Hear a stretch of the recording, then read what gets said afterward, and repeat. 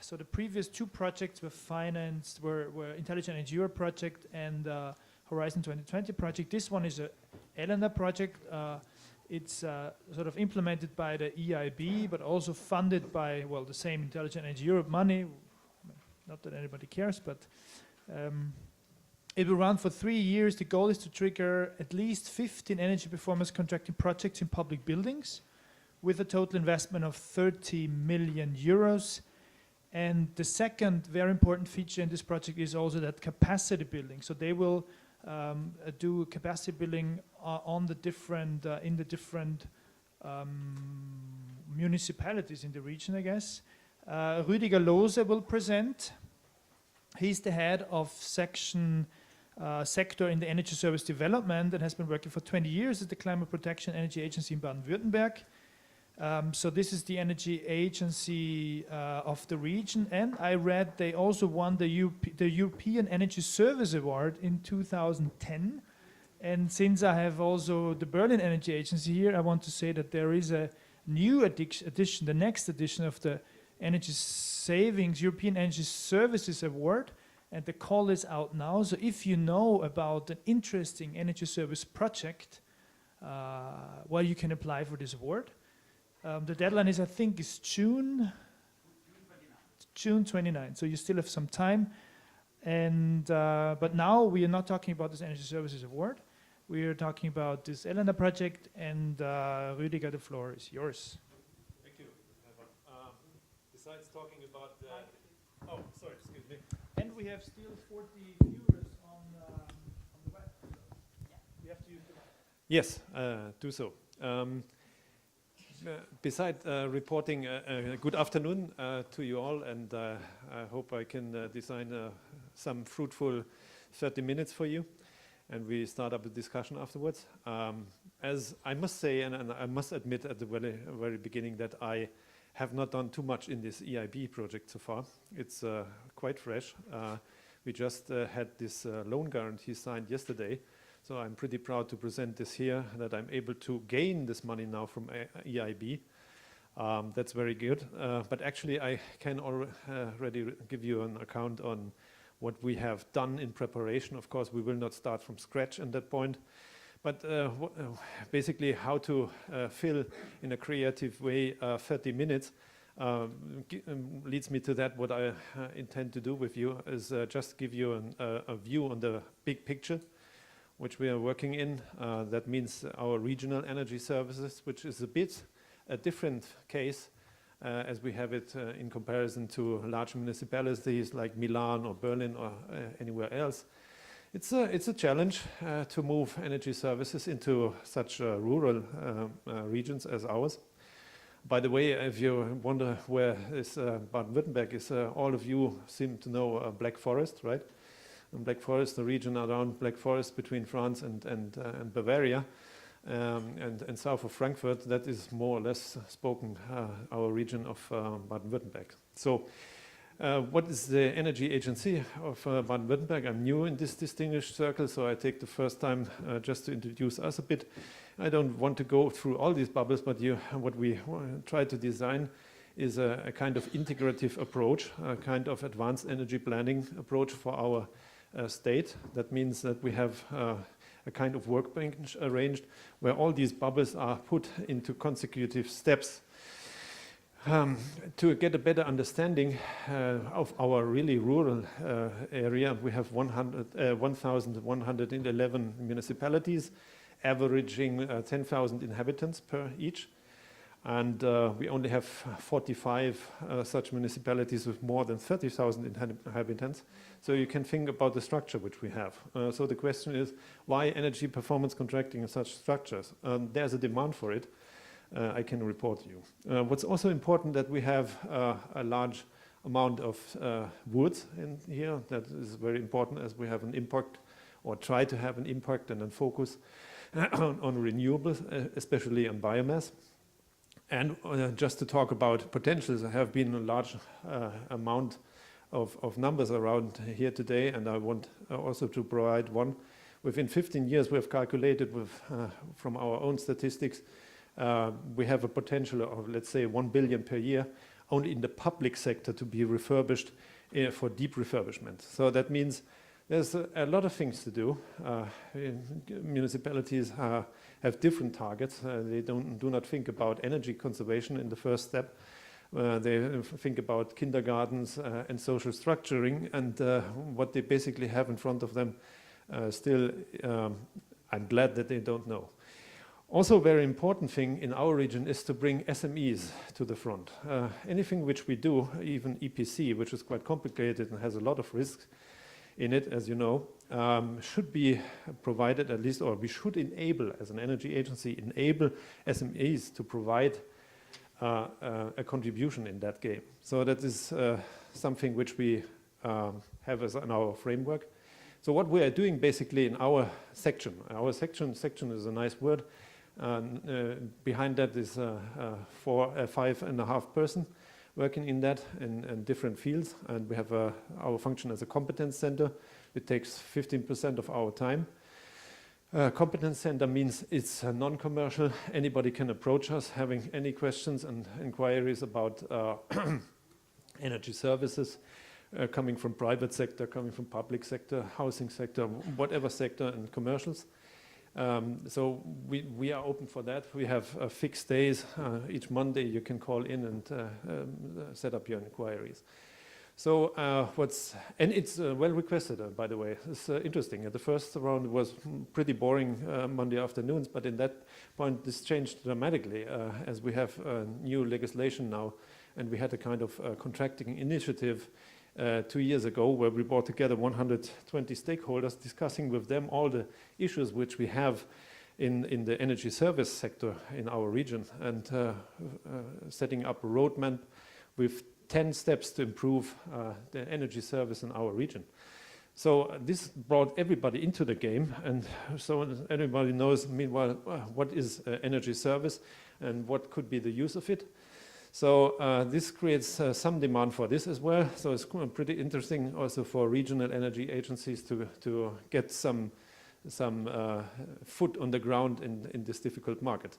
Also, market facilitation is also a part of this. Market facilitation, what does that mean? At that point, we try to push ESCOs, for example. We try to push ESCOs in the direction which I will describe to you later on. We want to force them to be better and better.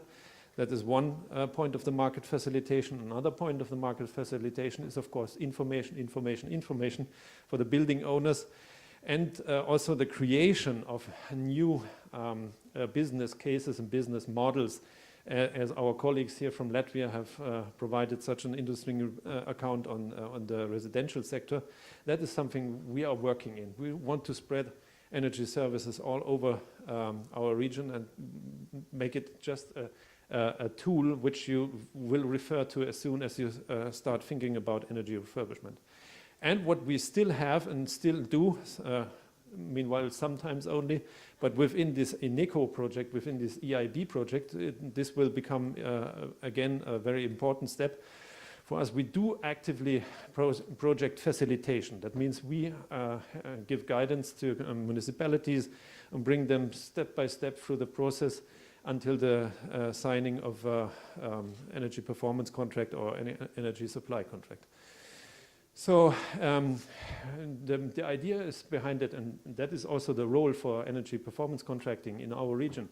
The role of energy performance contracting is a tool in the political design of our energy structures in our region. That is to be understood very carefully. And the idea behind it is that we have a kind of advanced energy master planning for our region, which was set up 5 years ago. It's called the Climate Protection Plan. And this Climate Protection Plan is renewed each year, year by year. And the role of all kinds of activities which we have is to foster these targets which we have here, which we have defined here, which I would not like to explain in broad and lengths, but we'll come back to that, referring to our targets in the building sector. So what is really interesting is, I took, for example, please, Lawrence, don't get mad about that, but just to distinguish between smaller municipalities and such rural areas where we are acting in, and such, let's say, urban areas, which you have in Berlin and especially also in other large cities, is that people are more close related to their buildings, to their public infrastructure. So they are quite close to the public schools. They are quite close to the kindergarten.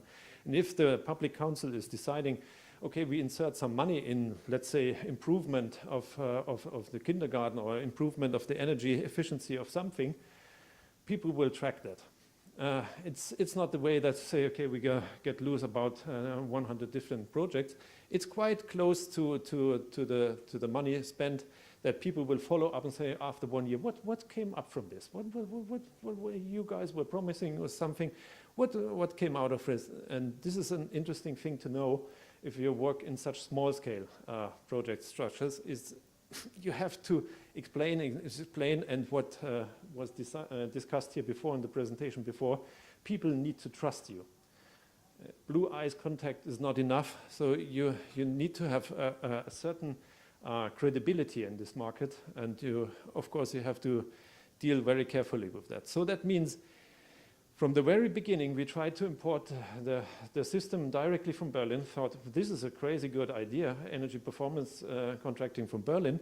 At that shape as it was almost 20 years ago, nobody wanted it in our region because people are thinking, okay, low-hanging fruits is something which we can pick on our own. Okay, from my perspective, this is a bit misleading, but anyway, we had to design a kind of new business models going deeper into infrastructure and forcing us to do things which have normally nothing or not much to do with energy efficiency, basically. So that means, and I will show you some results on our projects which we facilitated in the last year.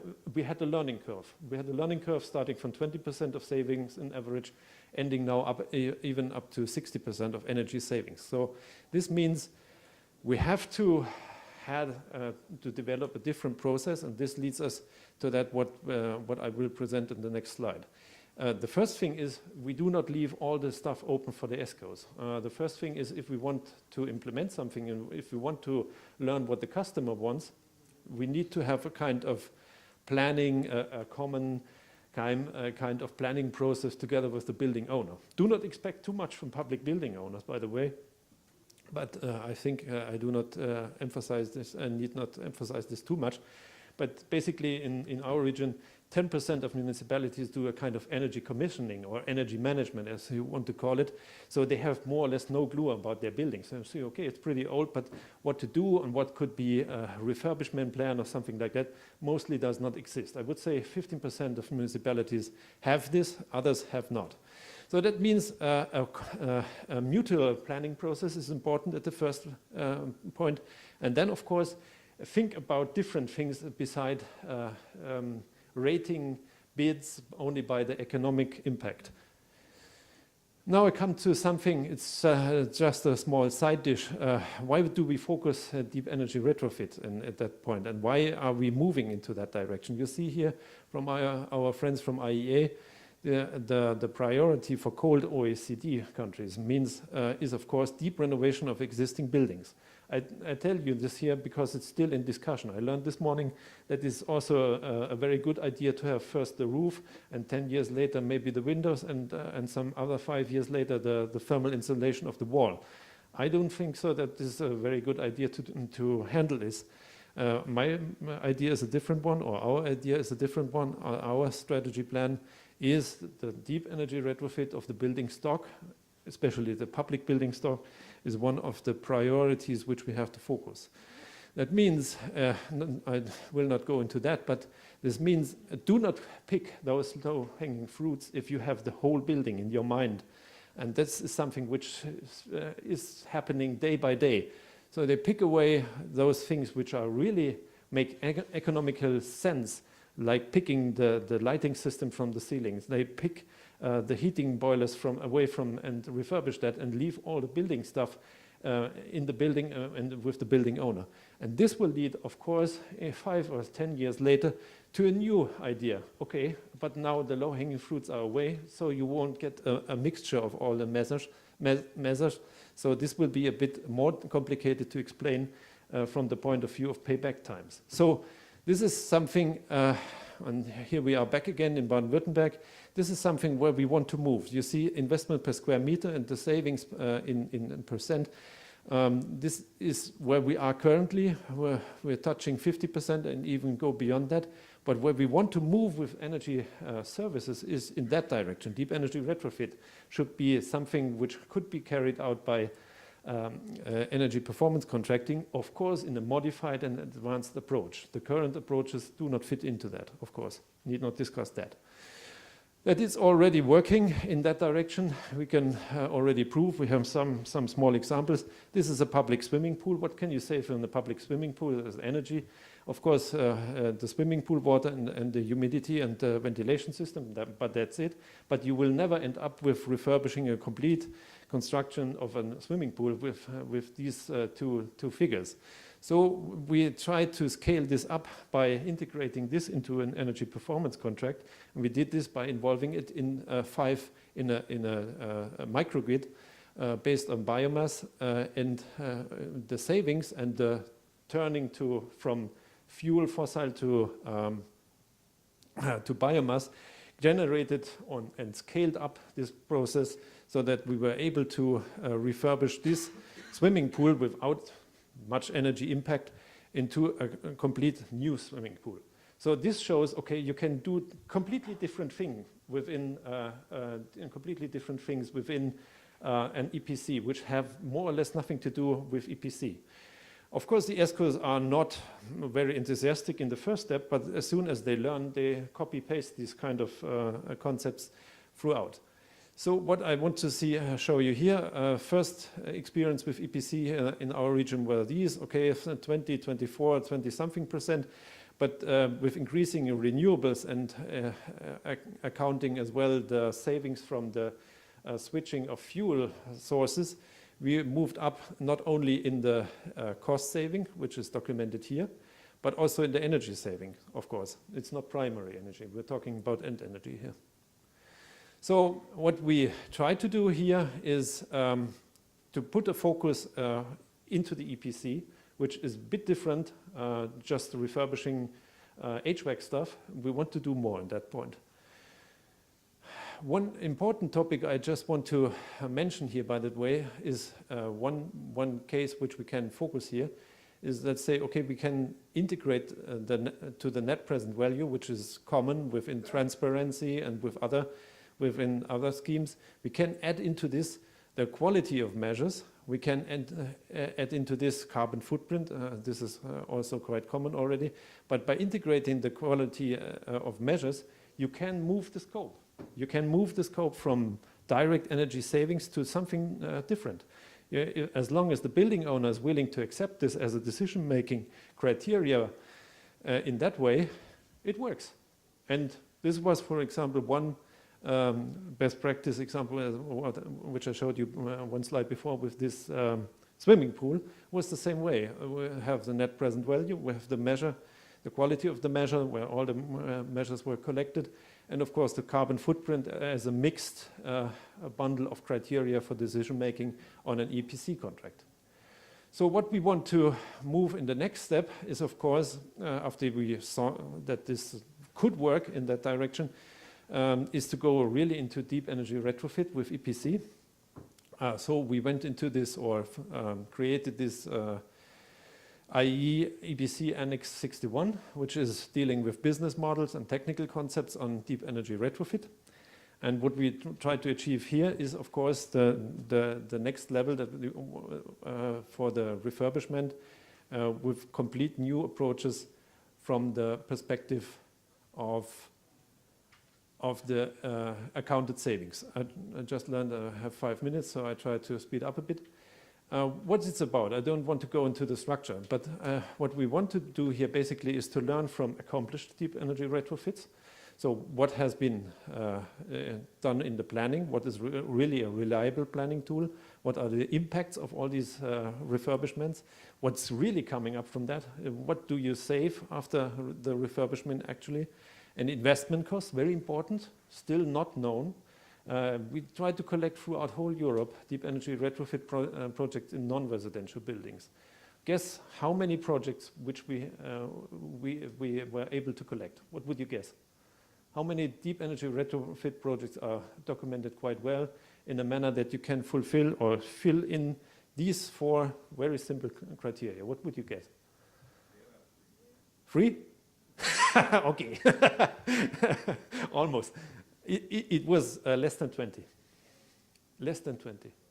It's, of course, it's a template in total 12 pages where you have to fill in UWells and stuff and like that. But you will not find this. You will not find this. And this is one of our basic problems, which I was not aware of this. I thought there are some funded projects should be available to some point, but it's not the case. But learning from this is, of course, what have we here as energy-related benefits and what have we here as non-energy-related benefits, which we can account into that refurbishment of deep energy retrofit projects. So this could be evaded maintenance cost for the old stuff which we replace. It's very interesting. We have also improved indoor climate. That is the approach which we have here in Belgium. In Belgium, Factor 4 is moving this into the direction to monetize the improved indoor climate by comfort meter approach. Extended floor areas, also very important. Cold wall, insulation, warm wall. You can move people closer to the wall. Seems to be a bit stupid, but it's the case. It's really adding value. And of course, asset values, which may increase by these kinds of refurbishment. And what we do basically now, what we are preparing, we're preparing now, starting with next week with an internal workshop, these kinds of business schemes between ESCOs, private equity, building owners, and maybe even loan guarantee banks and facilitators, and moving, oh my goodness, we're moving, I hurry up. If there's a measure to make me hurry up, I've learned that. Okay, thank you. To allocate these different services and actions to the different parties involved into that. So I can say I'm referring to this because I'm really by myself excited about the topic. As you can see, I always get red cheeks when I talk about this. So what we have to focus here, of course, what we do is the relationship between ESCO and building owner, who is giving which kind of guarantees. And of course, and here's ICP at the place, what is the relationship between private equity and ESCOs. ESCOs are not, from my perspective, my experience, not the perfect guys for funding projects. They are technical experts. So let's move into that. So now we are in the last point. I need 3 minutes. Okay, I'm in time.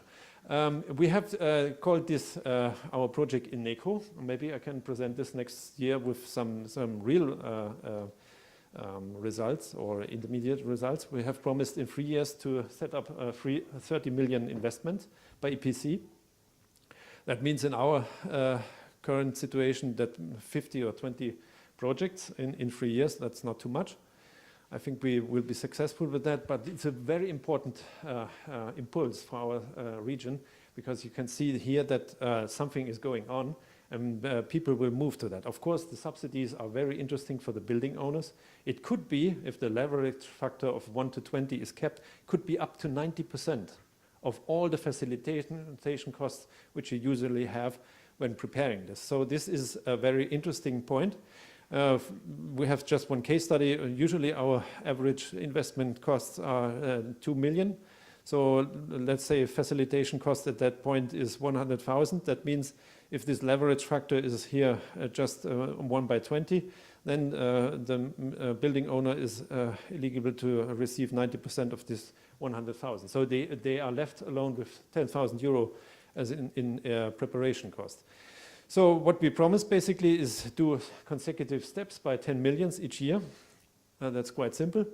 What we did and what I would like to share with you here is we had a steering committee, which is very important. We just continued our work which we had in our contracting initiative, and bring all these stakeholders together, inform them about them, and make them a part of this very actively. So that means association of municipalities, counties, hospitals, public social entities, ESCOs, and of course the funding entities. We do a public information campaign, which is very important. Move the information into the sector. There's also one interesting topic. What you will learn by assessing EPC project, you will not see too much information about it. So we have prepared now more than 30 energy performance contracting projects, have evaluated them in the preparation of this Eneco project, just to have something in our hands to provide as information for the building owners. So I think it's quite an interesting approach. As we are here in the financing group, I just want to mention that we want to set up Eneco funding. Eneco funding means here at that point that we want to collect some money, at least I would say 3, 4, 5 million euro, I'm open for whatever, to refund ESCOs. That could be a perfect opportunity to get some practice into that idea. ESCOs prepare their bids and their offers very carefully. They allocate their risks very carefully. So this would be a perfect starting point from my point of view. I don't know how experts are seeing that. A perfect starting point to get the ESCOs out of the I'm only a financer, only a financing entity function. So this is in preparation. We will have our first working meeting in June there on the financing. Also something very unspecific for Europe, but from the US perspective, it's always something strange. EPC is debt in Europe, and that's completely stupid. As long as it's balanced, it makes completely no sense, but it's the way it is. And we also try to push here some borders, trying to convince at least our region, on the regional level, that a balanced EPC bid, where the spending of the building owner is equated by the savings which he had achieved, is nothing new in the world and not in debt at all. So if we can move into that, would be perfect. So you see an overview on our assignments in the different phases. So, and that's it. I'm done. More or less, time out. Perfect. Thank you.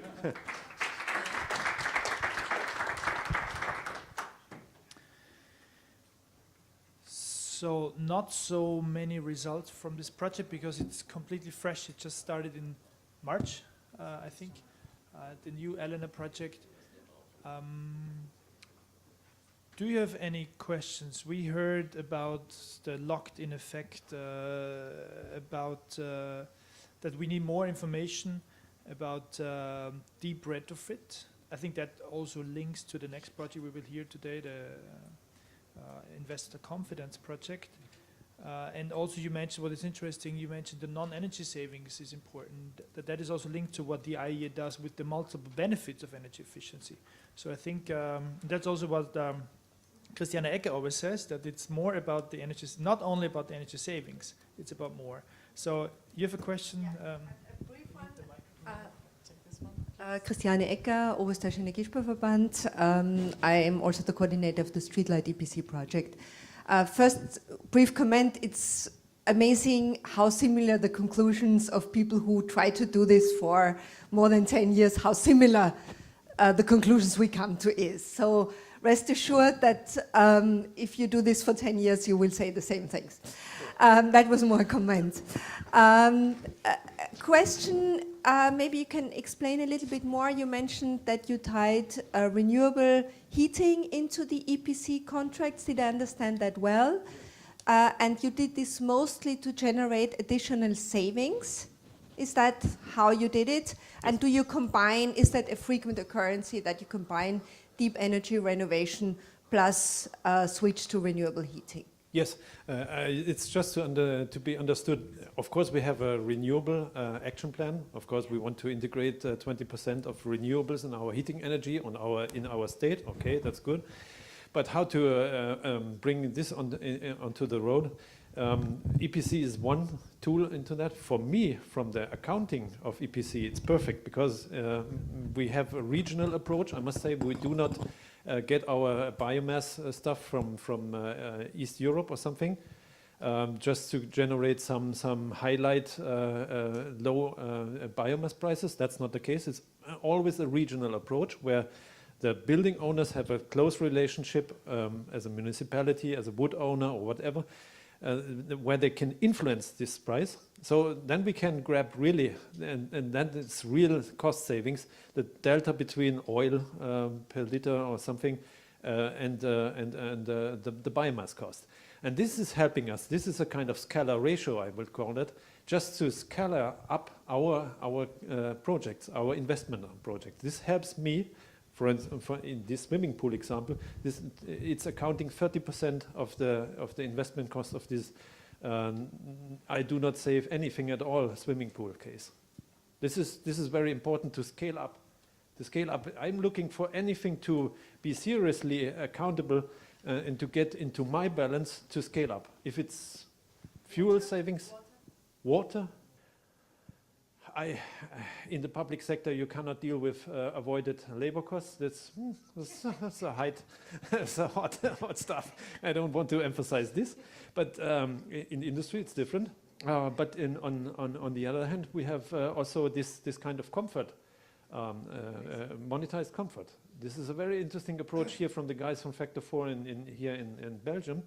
And I have seen that they have been actively promoting it in the last few months, and that they had a tender where they integrated this into that. And that how much I learned from this is that they could leverage about 5% of the investment cost by this. Oh, it sounds pretty small amount, but collecting pieces, right? So additional questions? Yes, Cvetko Velikov, DG Regio. My question would be, you mentioned in the beginning that you have about 80,000, if I well remember, buildings, public buildings from which would need energy efficiency renovation.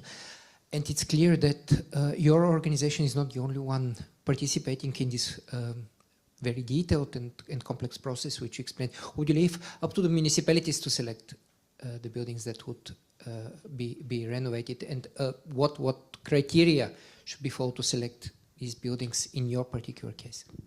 Very good question, thank you.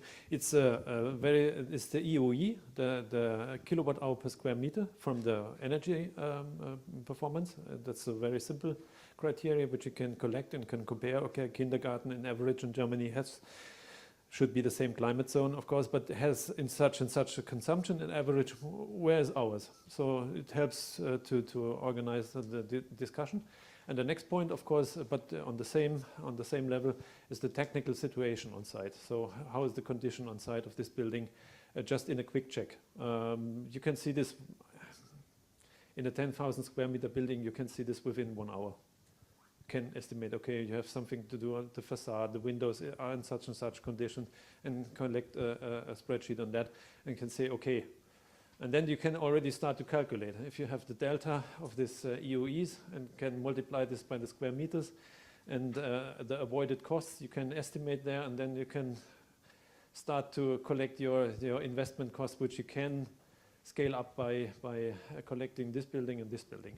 What we try to do also here is to have small kindergartens together with large high schools or with gymnasiums with high consumptions, where we have a good mixture of it all, just not to leave those high-hanging fruits behind us, just to have a kind of a building pool which is not only taking into account the most attractive measures.